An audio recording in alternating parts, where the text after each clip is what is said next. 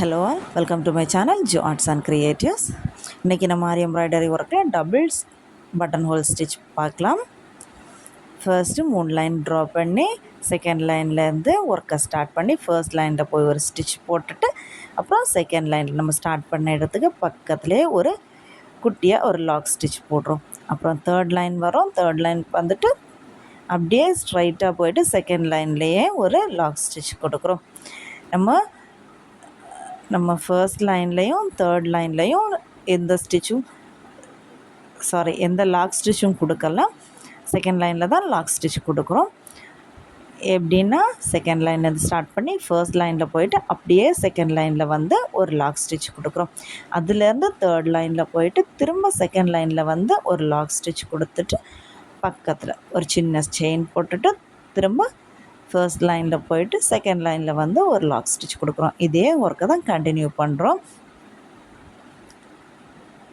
உங்களுக்கு நான் சொல்கிற டைமில் ஒரு வேளை குழப்பமாக இருக்கிறது மாதிரி இருந்தாலும் நீங்கள் வீடியோவை கிளியராக பார்த்தீங்கன்னா உங்களுக்கு ஈஸியாக அண்டர்ஸ்டாண்ட் ஆயிரும்.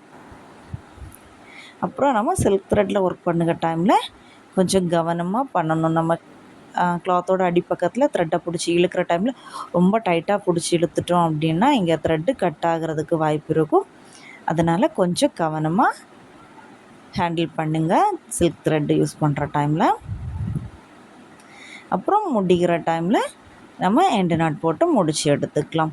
ஒருவேளை நமக்கு ஒர்க் பண்ணுற டைமில் சிக்கு விழுந்துட்டு அப்படின்னா நம்ம கிளாத்தோட அடிப்பக்கம் பிடிச்சிருக்கிற த்ரெட்டை லைட்டாக இழுத்து விட்டு அந்த ஸ்டிச்சை கழட்டிட்டு திரும்ப ஒர்க்கை கண்டினியூ பண்ணணும்.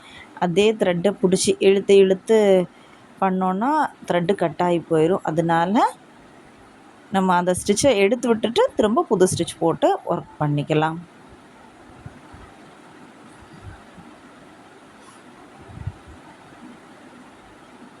நான் இதில் பண்ணுற டைம்னே பாருங்கள், உங்களுக்கே தெரியும். 2-3 வாட்டி த்ரெட்டு பிரிஞ்சு வர்றது, அப்புறம் ஒரு த்ரெட்டு மட்டும் வரும். நம்ம டபுள் ஸ்டாண்ட்ஸாக எடுத்துருப்போம் இல்லையா சில்க் த்ரெட்டில், அதில் ஒரு ஸ்டாண்ட்ஸாக மட்டும் வரும். அப்படியெல்லாம் இருக்கிற டைமில் நம்ம கிளாத்தோட அடிப்பக்கம் இருக்கிற த்ரெட்டை கொஞ்சம் இழுத்து விட்டுட்டோன்னா நம்ம ஸ்டிச் பண்ணியிருக்கிறது பிரிஞ்சு வந்துடும். அதுக்கப்புறம் நம்ம எது வரையும் கரெக்டாக போட்டுக்கோமோ அதுலேருந்து திரும்ப கண்டினியூ பண்ணி ஒர்க்கை ஸ்டார்ட் பண்ணிக்கலாம். அப்புறம் முடிக்கிற டைமில் எண்டு நாட் போட்டு முடித்து எடுத்துக்கலாம்.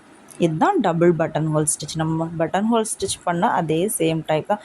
அதுன்னா 2 லைன் ட்ரா பண்ணி ஒர்க் பண்ணோம். இது 2 வாட்டி பண்ணுறோம். அதான் 3 லைன்ஸ் ட்ரா பண்ணிக்கிட்டு மேலேயும் கீழேயும் பண்ணுறது மாதிரி சென்டரில் ஸ்டார்ட் பண்ணி அப்படி ஒர்க் பண்ணிக்கிட்டு இருக்கிறோம். செகண்ட் லைன்லேருந்து ஸ்டார்ட் பண்ணி ஃபர்ஸ்ட் லைனில் ஸ்டிச் போட்டுட்டு செகண்ட் லைனில் வந்து லாக் ஸ்டிச் போடுறோம்.